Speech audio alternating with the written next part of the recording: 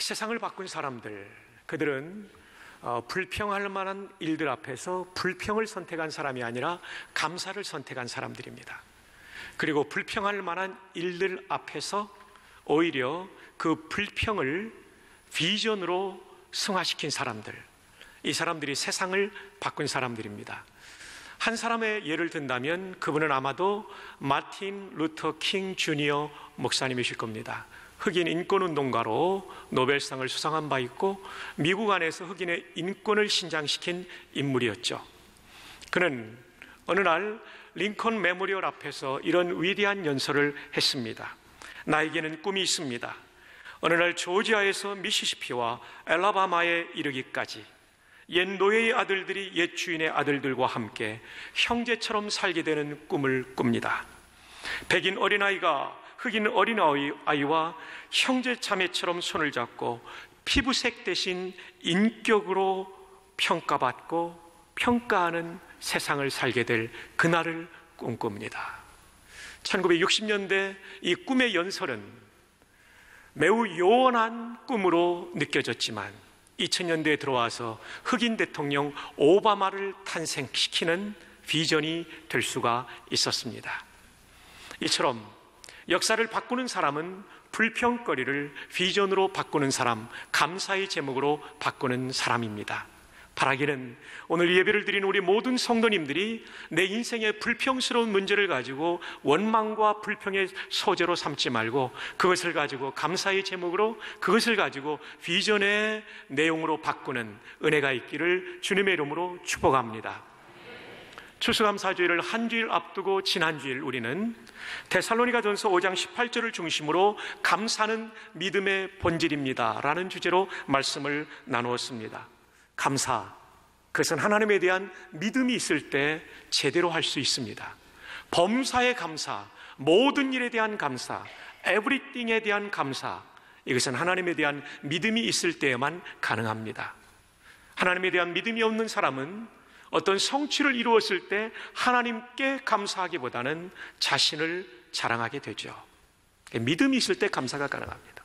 또 어려운 일을 당했을 때 하나님에 대한 믿음이 없는 사람은 원망하며 불평하며 누군가를 탓하게 됩니다. 그러나 하나님께 대한 믿음이 있는 사람은 이 고난과 역경 속에 담겨있는 하나님의 비밀스러운 계획을 바라보며 기대하며 감사하게 되는 것이죠. 그래서 감사는 사실 뒤집어 놓고 보면 믿음의 표현이라고 말할 수 있는 것입니다. 근데 이 감사에 대해서 성경은 이것저것, 이런 것 저런 것, 어떤 내 마음에 드는 것, 그런 정도만 감사라고 말하지 않습니다. 범사에 감사하라. In everything give thanks. 이 모든 일에 대하여 감사라고 말하고 있습니다. 자, 오늘은 예수님에 대한 말씀을 나누려고 합니다. 예수님은 우리 삶의 모범, 모델이 되십니다. 좋은 성도란 예수님을 많이 닮은 성도예요. 좋은 성도는 목사라는 타이틀을 가지고 있는 게 아니라 그걸로 평가되는 게 아니에요. 목사라도 예수님을 많이 닮아야 되고, 장로라도 안수집사라도 권사라도 예수님을 많이 닮은 분이 좋은 성도고, 이런 타이틀 직분이 없다 할지라도 예수님 많이 닮았으면 그 사람은 좋은 성도예요. 그래서 우리의 삶의 목표가 직분이 되면 안 되고, 최근에 임직식을 했지만 그분들이 그런 목표를 가진 것이 아니라고 저는 믿어요. 직분이 목표가 아니라 예수님을 닮는 것이 우리의 인생의 목표가 되기를 바랍니다. 예수님은 어떤 분이십니까? 마태복음 11장 29절에 나는 마음이 온유하고 겸손하니, 예수님은 온유한 분이십니다. 예수님을 닮은 성도는 과격하지 않습니다. 말과 행동의 과격함이 점점 사라질 때 그는 예수님을 닮은 사람입니다. 자, 이렇게 예수님께서 예수님 자신을 향하여 나는 온유하고 겸손하니 라고 말씀해 주셨어요. 그 외에도 우리가 예수님을 본받을 것이 참 많습니다. 에베소 4장 15절에 보면 오직 사랑 안에서 참된 것을 하여 범사에 그에게까지 자랄지라 그는 머리니 곧 그리스도라. 우리가 예수님을 닮아야 될 것이 온유와 겸손이 근본이지만 모든 일에 있어서 예수님을 닮아가야 된다는 것이죠. 이건 평생의 과정입니다. 그리고 끊임없이 주님 앞에 순종해야 될 우리의 태도입니다. 우리가 범사에 그분을 닮아야 되지만 오늘 성경은 감사에 있어서 예수님을 닮아야 될 것을 우리에게 말씀해 주고 있어요. 그래서 오늘 말씀의 제목 한번 따라해 보십시다. 예수님의 감사. 예수님은 어떤 감사를 드렸을까요? 대략 신약 성경에 4가지로 드러나는 것을 제가 통시적으로 살펴볼 수가 있었습니다. 첫 번째, 예수님은 사역의 실패 앞에서도 감사하셨습니다. 예수님은 모든 사역에 다 성공한 것이 아니었습니다. 예수님이 그렇게도 말씀을 선포하시고 그렇게도 기적을 행했음에도 불구하고 예수님의 메시지를 거부한 사람들이 적지 않았다는 것을 우리는 성경을 통해서 확인할 수 있습니다. 자, 마태복음 11장 20절. 예수께서 권능을 가장 많이 행하신 고을들이 회개하지 아니하므로 그때 책망하시되. 자, 여러분 주목하십시오. 예수께서 권능을 가장 많이 행하신 고을들이, 그 도시들이 회개하지 않았습니다. 21절에 보면 고라신과 벳세다라는 도시였고 23절에 보면 가버나움이라는 도시였습니다. 이 도시들은 예수님의 사역의 주 무대인 갈릴리 지방에 있었던 도시들입니다. 다시 말하면 예수님이 가장 오래 머물렀고 예수님이 가장 많이 가르쳤고 예수님께서 가장 심혈을 기울였고 예수님께서 가장 노력을 기울였던 도시들, 그들이 예수님의 말씀을 듣고 회심하지 않았어요. 사역의 열매가 나타나지 않은 실패였다는 것입니다. 그런데 이 실패를 안고 예수님은 어떤 기도를 드리는지 보실까요? 25절 함께 읽어보십시다. 시작. 그때에 예수께서 대답하여 슬기 있는 자들에게는 숨기시고 어린아이들에게는 나타내심을 감사하나이다. 예수님이 실패의 열매를 가지고, 실패의 결과라고 하겠죠? 열매보다 실패의 결과를 가지고 뭐 했냐면 감사 기도를 드렸어요. 예수님이 쳐다보니까 모든 사람이 거부한 것 같지만 그 중에는 어린아이같이 순전한 마음으로 복음을 받아들인 사람이 있었다는 것이죠.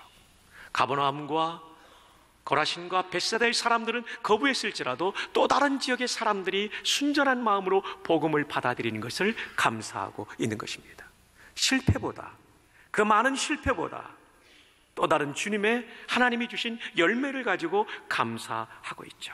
그러면서 마태복음 11장 26절에 올소이다 이렇게 된 것이 아버지의 뜻이니이다.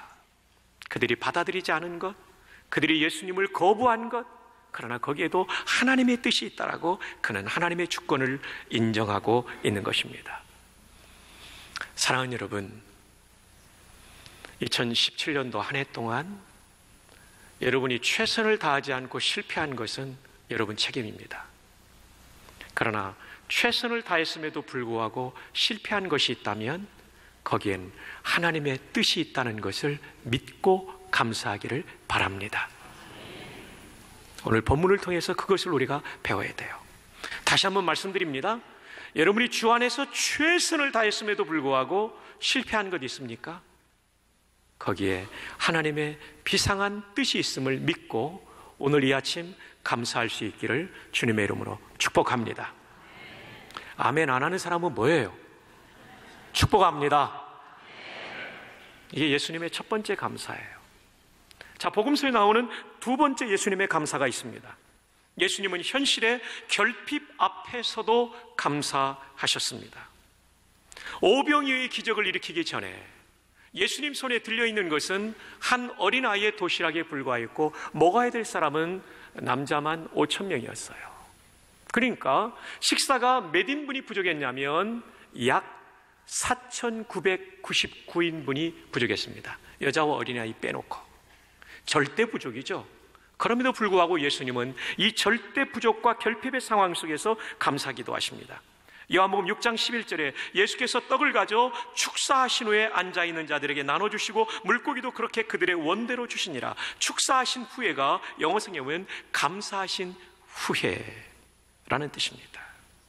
예수님의 감사는 결핍의 한복판에서, 그리고 아직 해결되지 않은 문제를 가지고 감사하는 것이죠. 이 결핍의 문제를 해결해 주실 전능하신 하나님을 믿으며 감사하는 것입니다. 예수님의 이 감사와 안드레의 한탄은 대단히 대조를 이루고 있습니다. 요한복음 6장 9절에 오면 여기 한 아이가 있어 보리떡 5개와 물고기 2마리를 가지고 있나이다. 그러나 그것이 이 많은 사람에게 얼마나 되겠사옵나이까. 이 말씀을 들은 다음에 예수님께서 감사 기도를 하시는 거예요. 안드레는 오병이어만을 주목했지만 예수님은 오병이어라는 현실을 인정하면서도 이 오병이어를 사용하실 전능하신 하나님을 바라보신 것입니다. 사랑하는 여러분, 여러분의 현실의 어두운 문제, 여러분의 현실의 각박한 문제, 여러분의 현실의 결핍의 문제를 여러분이 간과하라는 얘기가 아닙니다. 기독교는 현실을 인정합니다. 그러나 그 현실을 뛰어넘어 역사하시는 하나님을 바라보는 것이 기독교라는 사실을 믿으시기를 바랍니다. 자, 이제 세 번째, 예수님의 감사. 예수님은 사랑하는 사람의 죽음 앞에서도 감사하셨습니다. 예수님이 가장 사랑했던 성도들이 있었다면 아마도 베다니에 살던 나사로와 그의 누이들, 이름 아시죠? 마리아와 마르다. 성경에도 기록되어 있어요. 요한복음 11장 5절, 예수께서 본래 마르다와 그 동생과 나사로를 어떻게 하셨다고요? 사랑하시더니. 예수님이 사랑하셨어요, 이들을. 근데 나사로가 죽었네요. 예수님이 이틀도 머물다가 갑니다. 갔더니 벌써 죽은 지 나흘이 돼서 썩어 냄새가 되는, 나는 그런 상황이 되었어요.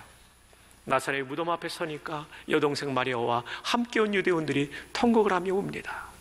예수님께서도 이 상황 속에 눈물을 흘리십니다. 아마 성경에 나오는 유일한 것 아닌가 싶어요. 요한복음 11장 35절, 예수께서 눈물을 흘리시더라.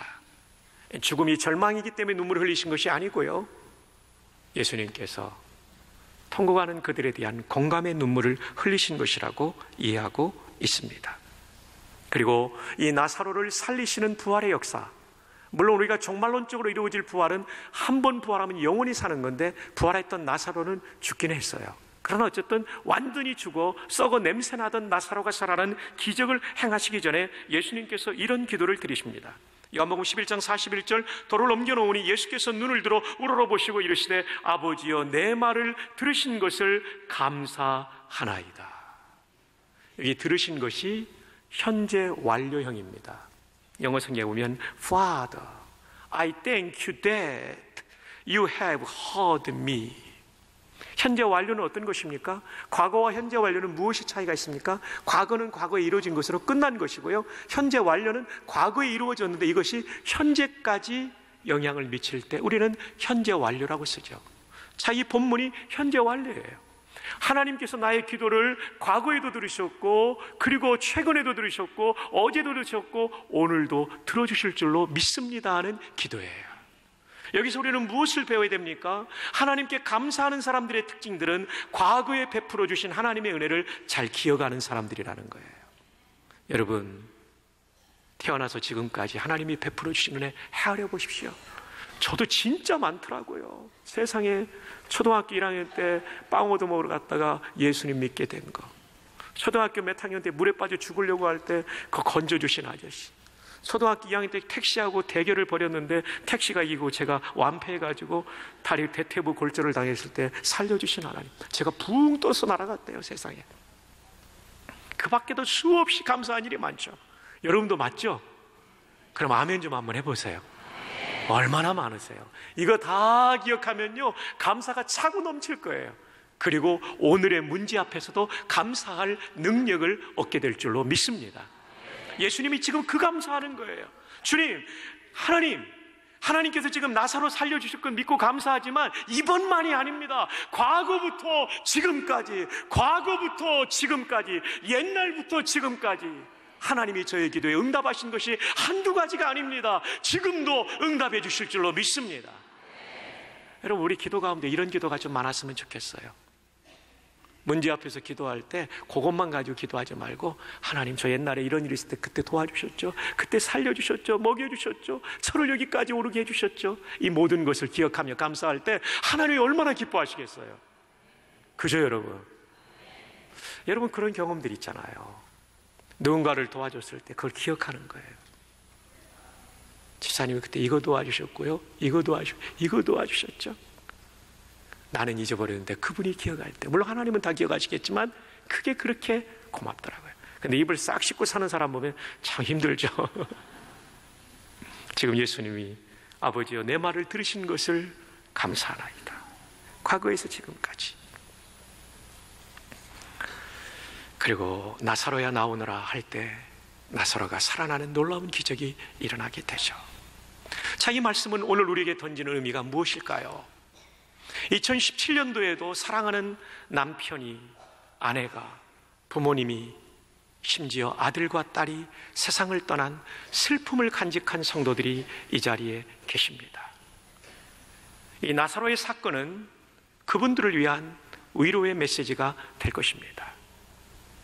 죽은 나사로를 살리신 부활의 주님께서 여러분이 사랑하신 그분들, 그리고 지금은 천국에 있는 그분들, 몸은 흙으로 돌아간 그분들도 역사의 마지막 날에 반드시 살리실 줄로 믿습니다.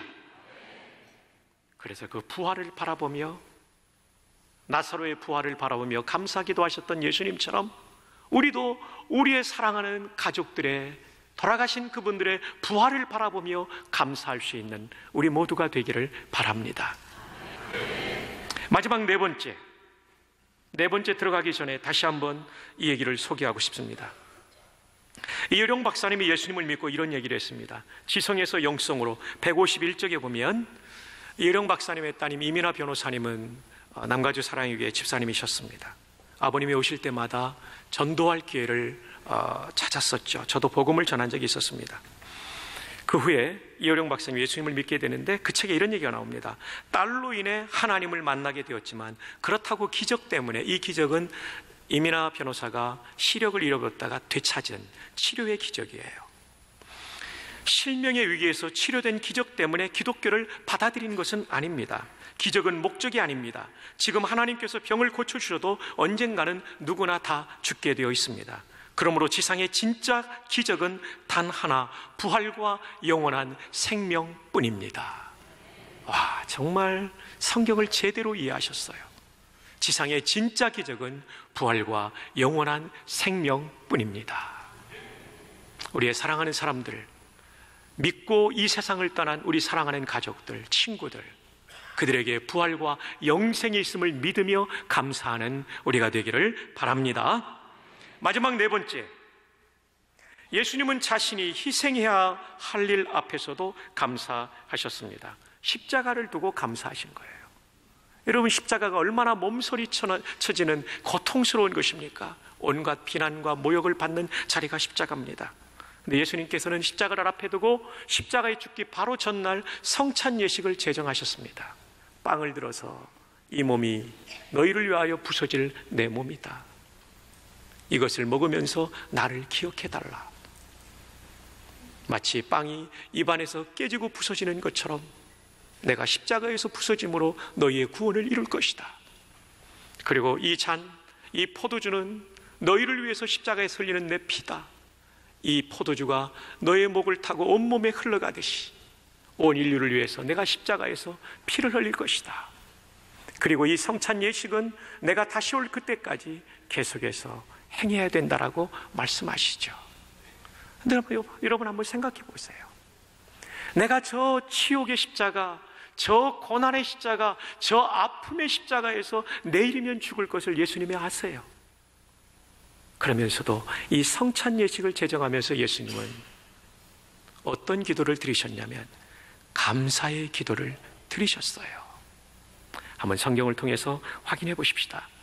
누가복음 22장 17절에 이에 잔을 받으사 감사기도 하시고 19절에 또 떡을 가지고 감사기도 하시고 떼어 그들에게 주시며 이르시되 이것은 너희를 위하여 주는 내 몸이라 너희가 이를 행하여 나를 기념하라 하시고 20절에 저녁 먹은 후에 잔도 그와 같이 하여, 그와 같이라는 얘기는 감사기도 하고 나누어졌다는 얘기죠. 이르시되 이 잔은 내 피로 세우는 새 언약이니 곧 너희를 위하여 붓는 것이라.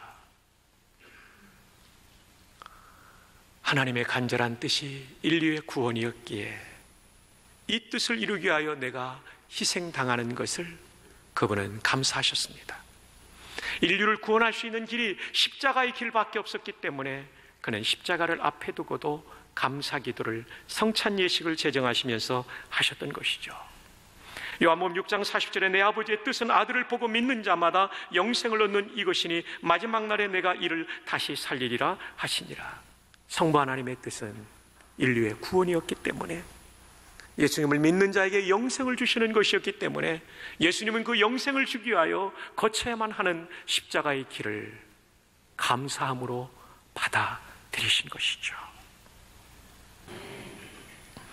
오늘 예수님의 감사를 살펴보면 네 가지였습니다. 첫 번째, 실패 앞에서 감사했어요. 거기에 하나님의 뜻이 있기 때문에 최선을 다하고 실패한 것, 그 앞에서 감사하는 우리 모두 되기를 바랍니다.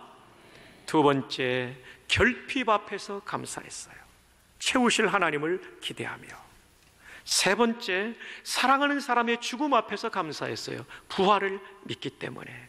네 번째, 내일이면 참혹한 십자가의 희생을 당할 것을 아시면서 성찬식을 제정하실 때 감사하셨어요. 이걸 통해 하나님의 뜻을 이루고 이걸 통해 수많은 사람을 살릴 수 있기 때문에 우리에게도 이 감사가 있기를 주님의 이름으로 축복합니다. 마지막으로 세계적인 거부였던 록펠러는 굉장히 존경받는 일면이 있는가 하면 비난을 받는 일면도 있는 빛과 그림자를 가진 인물이었습니다. 그는 사람들에게 더러운 자본가라는 비난을 받았던 사람이었습니다. 돈을 벌 때 수단과 방법을 가리지 않고 벌었기 때문입니다.